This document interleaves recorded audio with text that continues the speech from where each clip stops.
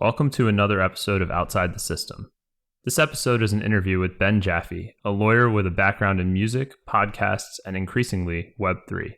We talked about intellectual property rights, crypto regulation, getting on the wrong side of the SEC, and how projects can stay on the safe side of the law. We also got into how large companies like Starbucks are entering Web3 and how that'll play out over time. Hope you enjoy this episode. Let's get started. Ben, thanks for joining me today. Hey, pleasure to be here. So this is your first podcast from what you were telling me before, even though you work in podcasts every single day. So maybe we start with that the audience should cut you a little bit of slack. Maybe talk a little bit about what you do today. And it's super interesting how it relates to both podcasts. And then I think what we're going to probably spend the bulk of the episode on is Web3 applications. So yeah, maybe just best to start with your background. And very excited to be here. I am very entrenched in the world of podcasting and have not yet had the chance to actually do one. And so was very excited when you asked me to be on and really happy to be here. My background is kind of interesting. It's a mix of advertising and marketing and music. Over the years as my legal career grew and progressed, I really made my way into the intersection of where that all converges, which is essentially in digital media. And so, currently my practice is this really interesting mix of entertainment, specifically in digital media. So primarily focused in podcasting, but also any other kind of content you access from your mobile device, which includes, audiovisual content that you can access through social media, and then any other kind of original content that you might get from a mobile app or a game or a different kind of social network.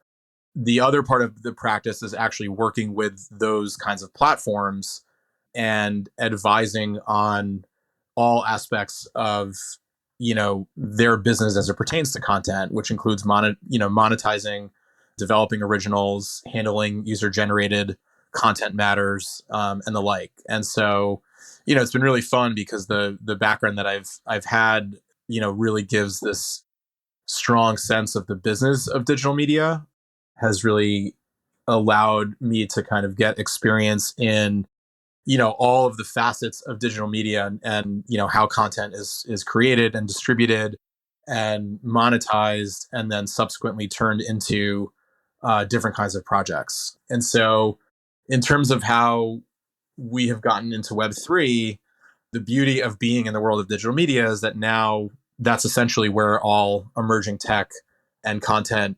it comes from. And so, we get to really almost shift our practice like every 6 months because of something new that comes out.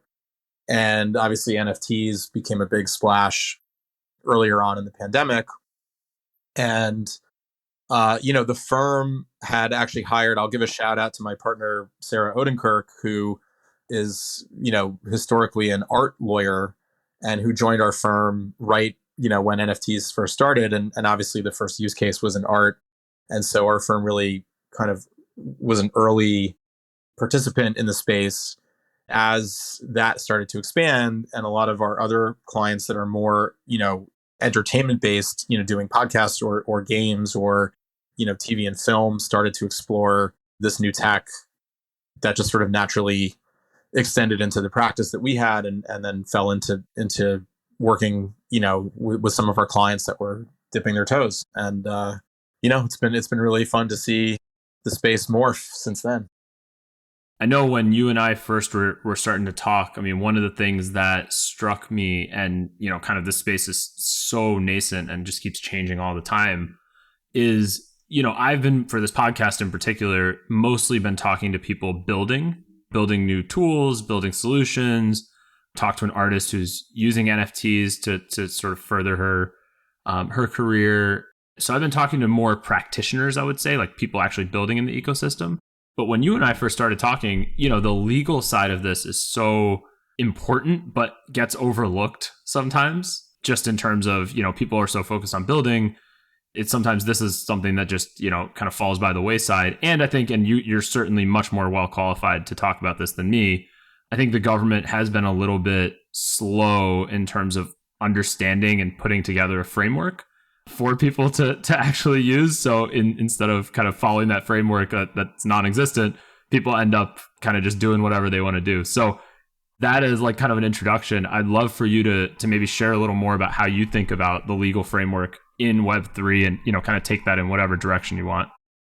Obviously, this is a totally new, venture for everyone. And, between blockchain technology, which just in terms of how that functions in and of itself, and really being essentially a piece of technology for which many existing laws and regulations, never contemplated as being a way of doing things, as well as just from a practical standpoint in terms of how people are building, things on top of that and trying to develop a totally nascent space. It really does present a lot of interesting issues. And, look, with any kind of new pioneering piece of tech or industry, there are always going to be unknowns and risks. And from a purist sense, the best you can really do is advise clients and sort of steer clients in a direction where,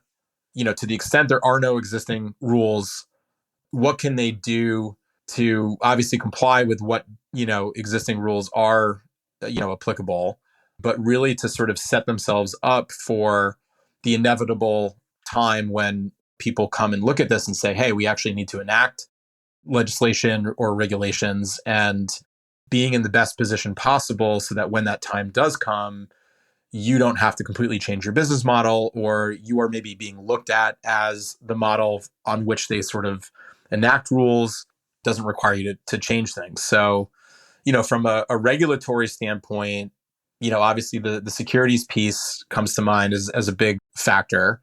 There's a lot out there that, arguably runs afoul of certain securities laws, or could be a Yeah, can risk. you take a step back and just explain what kind of we're talking about? I think those who are very familiar with Web3 will I think be familiar with the securities issue that Ben's talking about. But yeah, Ben, maybe just take a step back and just explain that a little bit. Sure. So, I mean, whenever you have a company and you are seeking investment or offering up an asset of the company to the public in exchange for certain compensation, there are things called securities laws, which are established in the United States and elsewhere around the world, that more or less require you in certain instances to either register what you are offering, or to be exempt from registration. And the real purpose of that is essentially to make sure that whoever is engaging in that investment has a real understanding of what they're actually getting into. And so what the risks of this investment are, what the likelihoods of me making money or actually receiving, future reward from what I'm paying. It's really meant to prevent situations where I may unknowingly give money to something with an expectation of future value that never comes to fruition, and that, potentially could really harm my own financial situation or financial future. So wouldn't this be like, I mean, where's the line for any token project?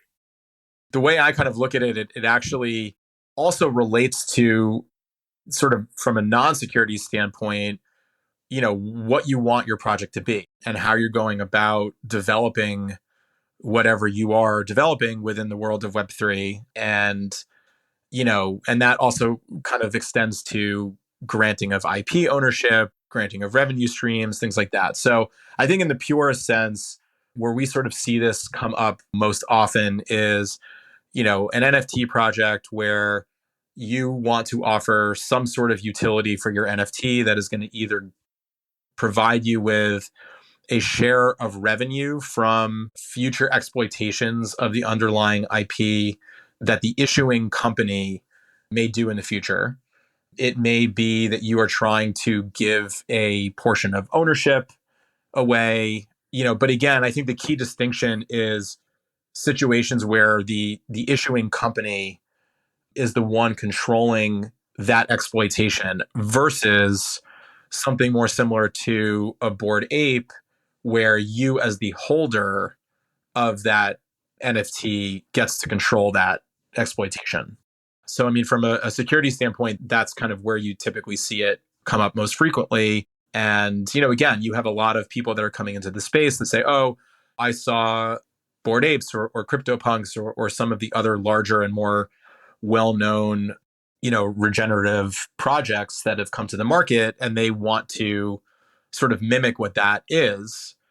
But in a lot of cases, one, they're doing it in a way that may really be a true risk from a securities perspective. But even more importantly, their project is very different. And, that mold is not going to work for what they are ultimately looking to do, because it's just a different kind of project. So I think circling back to the first question in terms of from a legal perspective, that to me actually is kind of more interesting and where we kind of get to advise and really step in and steer clients in a certain way is with a new space, you usually have the first to enter the market, and then everyone else wants to copy that. Everyone's project is really unique and different, and they may have different end goals for what they want from a profit standpoint. They may have different ways in which they are structuring what they are doing. They may have a totally different kind of piece of content that doesn't lend itself to that. And so, kind of really navigating those things is, to me, it's the most fun part of what we get to advise on and sort of help with. Well, maybe there's two questions that I'm about to ask you, so you can take them in whichever direction you want. The first one being the legal structure, the way that the world is kind of set up, it's country by country, right? And the internet and, blockchain and Web3 aren't sort of, geography isn't as much of a constraint when it comes, and this is true for the internet too. I wouldn't even just say it's true for Web3, but I think it's even more true for Web3 than it was for, the previous generation of the internet. One question is sort of how do you help projects navigate that, right? If there's a project that's launching, maybe that's a US based company or not a US based company, how do you help them navigate that? And then the second thing is, what's to stop in sort of this world of Web3 and let's call it like wallets that don't necessarily need, KYC or something. What's to stop companies from just, or projects from basing themselves in, locations that are more friendly for crypto or Web3 and then just, operating from there? Like, are there, how do you think about that if a client came to you and was saying, hey, why don't we just set up shop in, I don't even know what country would be the most friendly for this, but let's say this country that doesn't really regulate it versus, setting up shop in like New York City. How do projects think about that? Sure. So, I mean, again, I think, yes, to a degree, you're correct. Obviously, different countries have different rules and regulations and sort of appetites for enforcing certain things. And so the US being, I think, even within the US, though, it's interesting because obviously state by state, I mean, if you look at purely just from a blockchain perspective, right, certain states have very different rules in terms of their attitude purely towards blockchain or crypto or things like that. And so, setting up within a certain state and kind of how you operate and where you operate, can certainly dictate reporting requirements or registration requirements and things like that. Not necessarily from a securities perspective, but just more generally. But from a U.S. perspective, obviously, U.S. securities rules as a whole, I would say, are probably on the sort of more onerous or restrictive in terms of other countries. And so certain issuances you may be able to get away with fully setting up in a different jurisdiction and geofencing who can access what you're issuing, sort of limiting your market and operating in a different place that may have more lenient rules. To that, though, I will say, one, there's nothing stopping that jurisdiction from changing how it's operating in the future. So, right now, I mean, in the US, sure, arguably there's a lot of people doing things that I think run afoul of certain existing securities registration frameworks and things like that. But to date, there's really been very little enforcement and very little willingness from the government to sort of issue its position on certain things. And for all we know, that's going to ultimately come out and they're going to decide to be really lenient with it. In the same way a different country, may have historically been really lenient with certain things, and then all of a sudden they take a turn and come out with a really restrictive position. So I think the risk is still there in certain respects. It may be not as spelled out to date, but obviously you always run that. But I think more importantly, it really comes down to your market and who your audience is. And the US in particular happens to be a very, very big market where a lot of, potential buyers of something are going to really impede the ability of a certain company from scaling if they take the position that they're just going to operate elsewhere. So, that always dictates it. But I think we talked That's a about, huge factor. yeah, Yeah. but I think we talked about something more from like a tools and sort of like software hardware perspective. The US in certain instances may not have the market that some international territories do. For example, from like a Wi-Fi perspective or a sort of cell phone connection perspective, right? A lot of people in the US have really easy access to that, whereas in other countries they don't. And so there's different problems that may arise from someone looking to get into this space where bandwidth is a real concern, or fees to get that are really different. And so obviously in that case, focusing internationally not only may be helpful in terms of sort of avoiding currently certain securities rules, but also your market just might be there. And so that's a win-win. So it really just kind of depends. That's a great point. Yeah, there was a podcast episode I listened to. I'm blanking on the guy's name, but the podcast itself was the Bitcoin Standard podcast. And basically the point the guy was making, the podcast was about Lightning, basically, which I don't know if you're familiar with. It's the instant payments L2 of Bitcoin. The guy who was on the podcast he's from Africa. And the point he was making was, banking infrastructure is nowhere close to what it is in the West in Africa. The banking sort of infrastructure is nowhere close to what it is in the US. And then the other thing that's sort of the enabling factor, which is kind of what you're talking about with the Wi-Fi and the internet connectivity, they have the internet connectivity on mobile. And he said we kind of leapfrogged the whole computer generation. The computers are not really, and this is kind of true in other places as well. I think this is pretty true in India also, where it's like everybody has a mobile phone, but not everybody has a computer.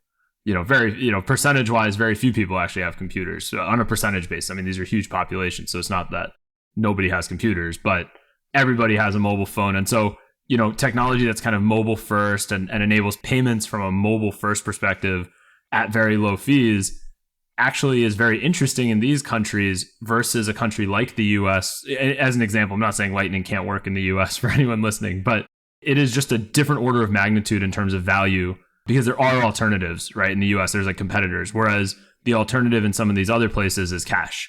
So it's like a very different value proposition. So yeah, you're totally right. Like it's a multitude of factors for where to operate and how to set up. And, I'm sure you probably get this question from clients too, but, in terms of call it the regulatory appetite or clarity, maybe, do you see that improving kind of over time? And improving doesn't necessarily mean like making it easier to operate, but at least the rules becoming a little bit more clear. And just to give you some context, so in my day job, I end up doing a lot of sort of corporate conversations as it relates to innovation. And the issue with Web3 has always been in those conversations, hey, we don't really know how this works, and it doesn't seem like it's that clear. So it's like there's a lot of folks sitting on the sidelines who maybe would be interested if there was more clarity. Yeah, I mean, it's a super interesting question, and I think also a really good point, and something that we definitely discuss a lot because, again, right now it can be very difficult to advise a client in certain things because the answer is that nobody knows. And, our job first and foremost, I think, is to really at least let clients know what the risk of doing something is. And, within certain frameworks, this sort of can be different in terms of the degree of it. At the end of the day, the client's risk appetite is what it is. And as long as they're sort of made aware of those risks and fully understand what they're walking into, a lot of times it's really still their decision to make. And, so right now, I think there's a large degree of, sort of hedging in the sense of like, look, you may be able to do this, and there's ways we could look at in terms of structuring it that would mitigate that risk as much as possible. But at the end of the day, the risk is still there until, some of that clarity comes about. I do think over time we will get that clarity. And I actually think, regardless of whether it comes out as being more or less restrictive than people were either hoping or expecting, I think it's going to be a really good thing for the industry and the space, and will actually end up leapfrogging, the growth, because there are so many people, including like big institutional money, that is still sitting in the sidelines because of the unknown. And I've actually been a little surprised at how sort of little has come out in terms of regulations and different kinds of things to date, because obviously, every day, if you really are active in the space and see it, I mean, there are so many different kinds of lawsuits and infringement cases, and just people that are doing things that candidly are burning people in a bad way. It's been a little surprising that there hasn't been more, but I do think over time that's going to just build and build, and there's going to be enough sort of pressure from, a combination of big institutional players wanting to get in and kind of lobbying for this and pushing it, but then also just enough, sort of lawsuits and different things that have resulted in people getting hurt, that that things will just end up coming down. And when it does, like I said, I think it's actually going to be a really good thing for the space. And kind of circling back to what I said earlier, the more you can kind of position yourself to be the model, then hopefully when those regulations and rules come down, people see, oh, hey, this is working really well. Let's steer in this direction because this person's doing it, and it's actually making people money, and it's not hurting people, and it's being, successful in these areas, and let's, that's what we're going to adopt.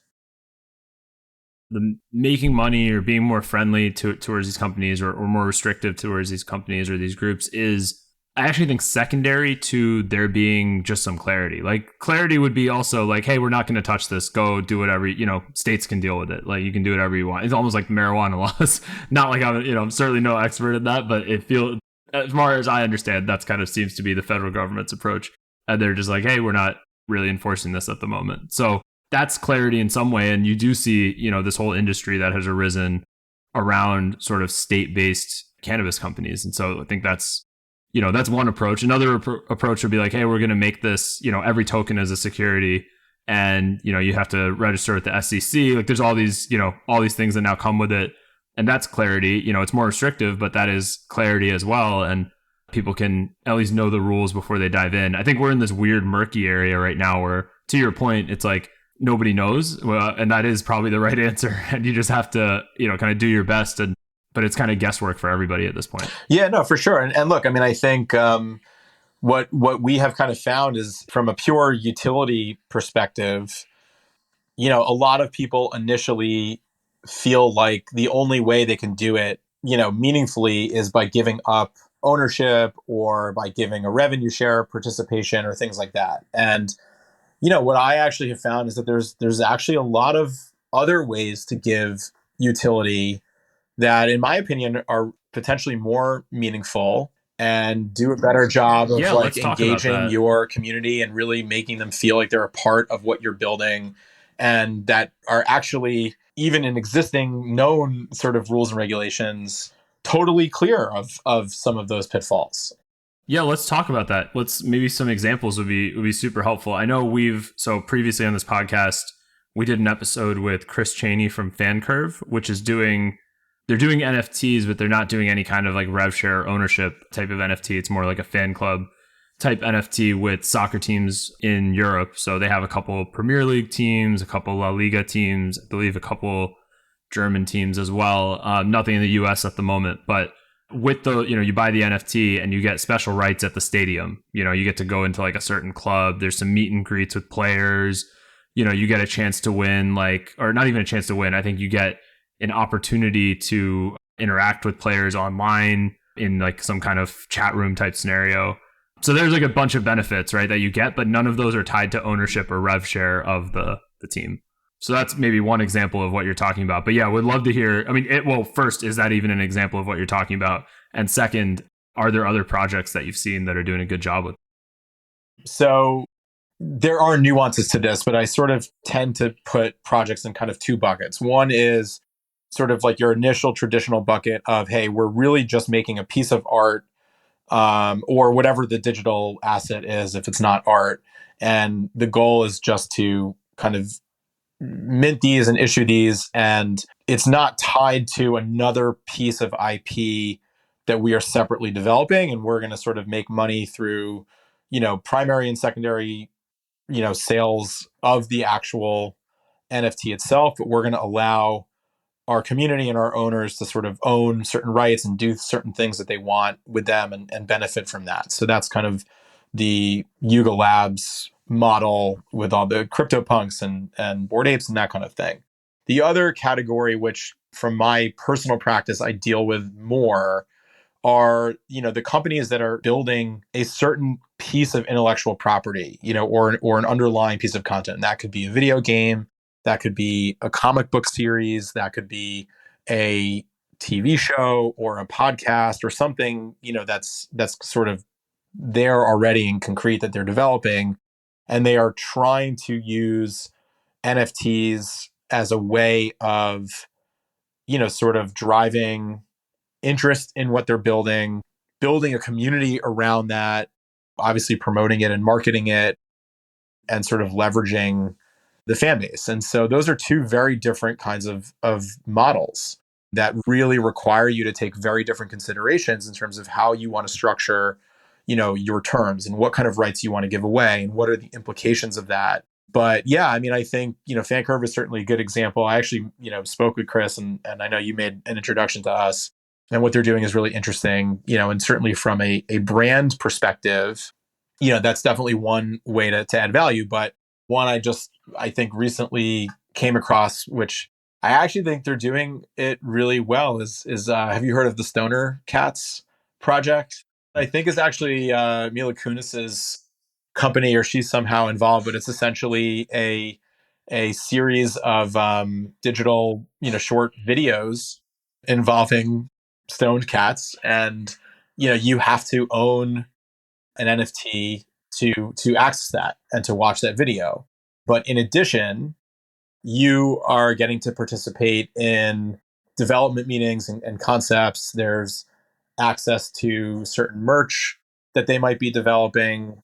It's just a really interesting way of structuring it, where you have, obviously initial dedicated fan base, right? Because someone's buying this NFT because they want to access this piece of content.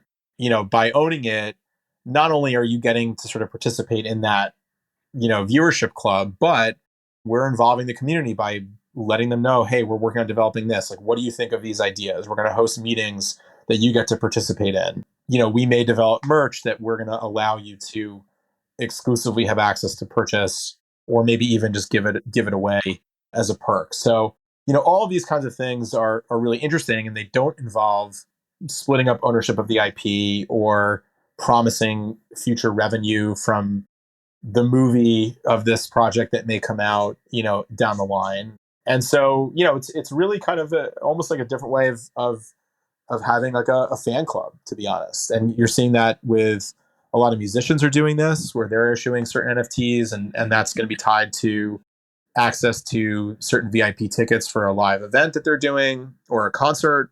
You may get certain VIP, package perks if you own an NFT, with meet and greets or different kinds of things. And so, again, these are all different ways of, providing value, giving the holders and your community a sense of being like an actual active participant in what's being built and developed, and having a part of that. But you're not necessarily doing it in a way that's risking securities, or, to be honest, more importantly, just splitting up the IP in a way that actually really harms your ability to exploit it down the line. Because, what a lot of people don't necessarily think of initially is, hey, if you're going to give up ownership rights, and if you look at the new set of terms that just came out for CryptoPunks that Yuga Labs issued, I mean, it's interesting because they try to address this in certain ways, but then, it always comes back to the question of like, well, how are you actually going to enforce this, right? So if you're giving up ownership in IP, obviously that has certain benefits. There are certainly cases in which that is a model that might work, and it helps, drive interest in your NFT and build stuff up and all that stuff. But, there's a lot of other pieces you have to consider. I mean, one, if you're developing a piece of content and then using NFTs as a way of, marketing that or building your community and you give up ownership rights, you're going to have potentially a really difficult time exploiting that IP in the future in other ways. Because if you're trying to turn that, self-funded TV show into a movie and you are going to a traditional buyer in the current marketplace, they oftentimes may want a full suite of rights. And if you can't grant that, let's say you have a video game that you're developing and you're issuing a bunch of NFTs to your community around different characters, things like that, and you're giving up ownership. Well, guess what? You run the risk of you spending $1 million over 6 months to develop a brand new character or a brand new story arc. And a week before you decide to release this, one of your fans who had the rights to do it has secretly been working on this and releases it previously. And now you have two conflicting, storylines, or it totally undercuts that new thing. And now you've just wasted $1 million on something that, you thought you'd have exclusive rights to do it, or you'd be first to market. And that's now being harmed. You have quality control issues where, you may give rights to someone and, they develop something and it's really totally off brand or inappropriate or, just done in a way that, So recently, I don't know if you've followed this, but in the last couple of weeks, a Starbucks released, their plans for an NFT in Web3. I don't think they're doing obviously any kind of profit sharing or anything. It's kind of the super fan club from what I understand, which is interesting because I think, to your point, they're steering. FanCurve is doing the same thing. They're steering towards the safe side of what you can use NFTs for, where it's like, sure, even if the space does get more tightly regulated or there is more clarity around this, that super fan club idea is 99.999% safe. I mean, I don't think anyone's going to come after that. It's more when you're, promising future revenue or ownership where things get a little trickier. So yeah, I guess, to the point of what we were talking about earlier with clarity, more corporations can kind of get involved or larger companies can get involved.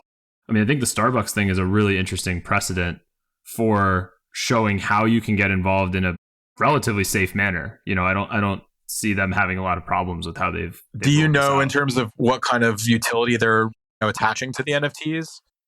They've launched an NFT-based loyalty program. This was from 8 days ago, this article. It says the integration is called Starbucks Odyssey, allows those participating in the loyalty program, referred to as Starbucks Rewards, as well as employees to earn and purchase special blockchain tokens. Each is designed to unlock digital, physical, and experiential benefits that are uniquely Starbucks. These benefits range from virtual coffee mixology classes, access to special merchandise, event invites at reserve roasteries, and even trips to the brand's Costa Rica coffee farm. So it's going to be tacked on top of their existing rewards program is what it says.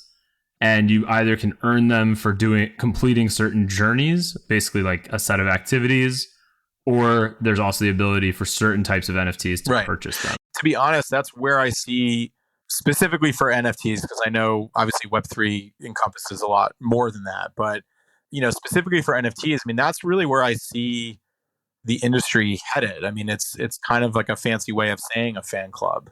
Yeah, the one thing that I do see as a very easy, logical next step, somebody's probably working on this that I don't know of, but if someone's listening to this and you are working on it or someone working on it, definitely send them my way because I'd love to chat with them on the show.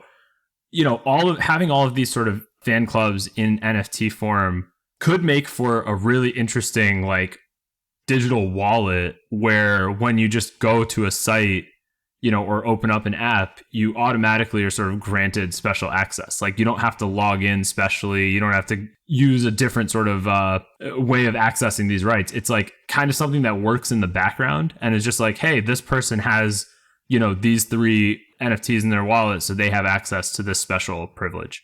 like sort of making that very seamless is a potentially really cool application of all these NFTs, because it could be, the alternative sort of worst future is every single one of these brands kind of does their own NFT launch, and then it's just like another thing you have to log into.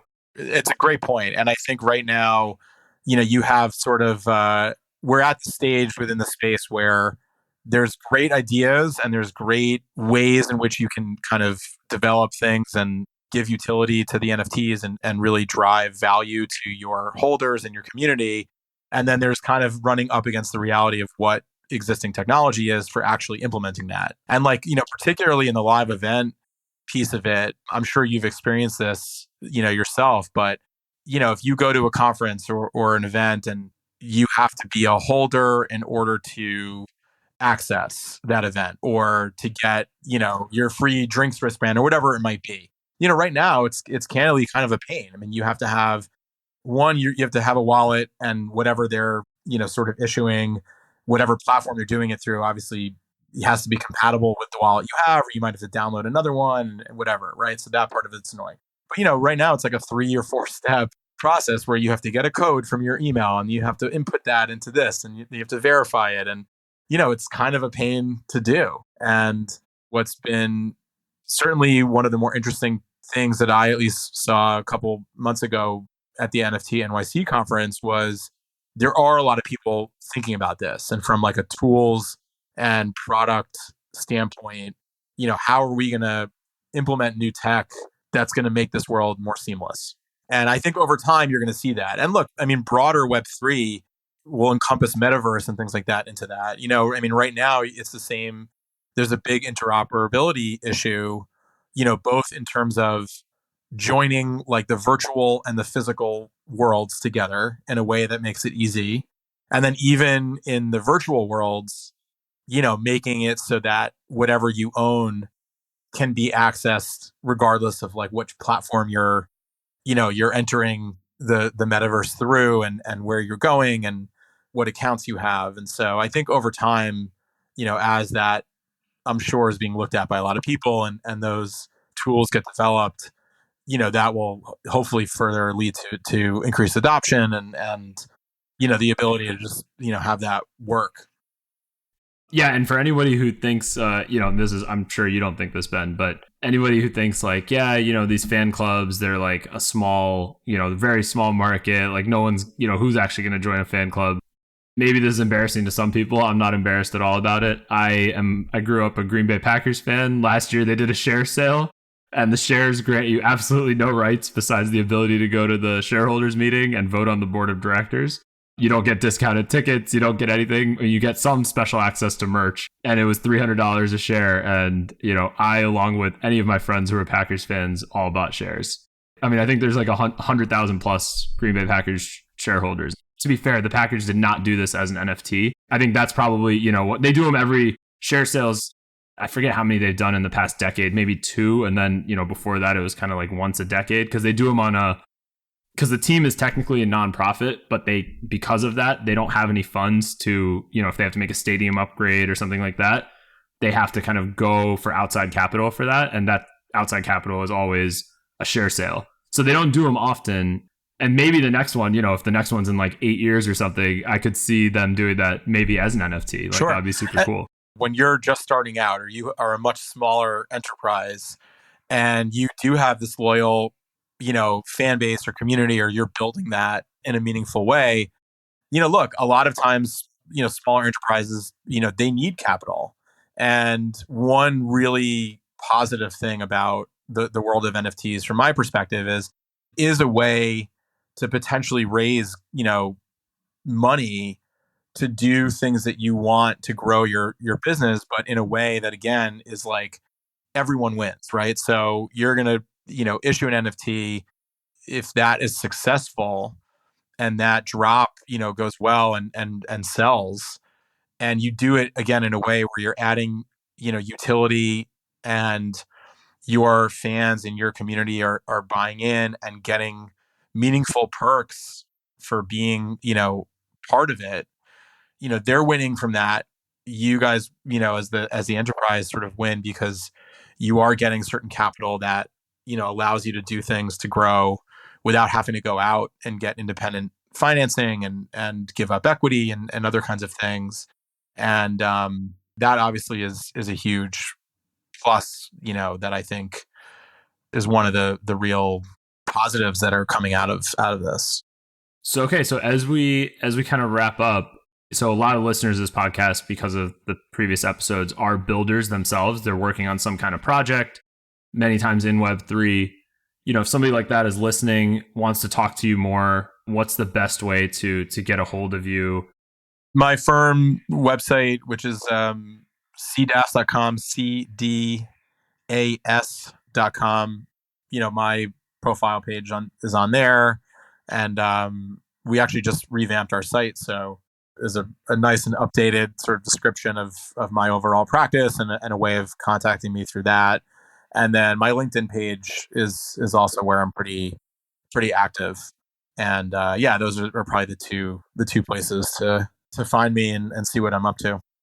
Yeah, and what's the best stage of a project to get in touch with you? Is this something that, if they are just starting off, it's appropriate to talk to you, or is it, do they have to launch something first? Like, what's the right stage where a project should be, trying to speak with someone like you who can help them navigate, this pretty complex landscape? Yeah, it's a good question. I mean, I think it really depends on what the project is and what the company or the person is looking to do. Obviously, if you are just launching, there are a lot of legal things that you need. I mean, you need, if you have a site and you're doing a mint through your site, you need terms of service, you need privacy policies, you may want to trademark your brand or whatever product you're developing. You may want advice on actually how to structure this and what kind of rights to give away or not. If you're partnering with others that are helping you create the content, keep in mind all of the same rules when it comes to third party IP and content and licensing needs, and making sure you're not taking something that's out there and using it in an infringing manner without a proper license. I mean, all of that stuff you do need lawyers for, and so I guess the answer would be to come to us at that early stage to make sure you're putting together everything properly and have all your stuff together for when you are going to market.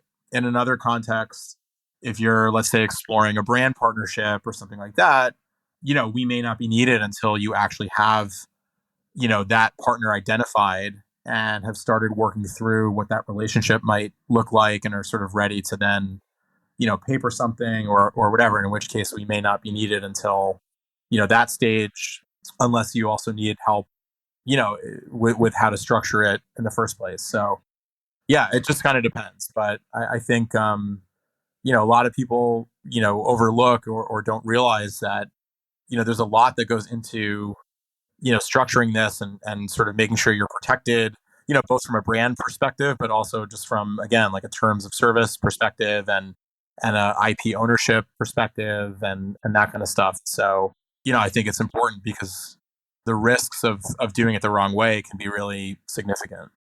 All right. Well, thank you, Ben, for joining. This was amazing, and hopefully helped a lot of the builders out there who are trying to navigate all this while trying to bring a nascent technology to market. So really appreciate you coming on.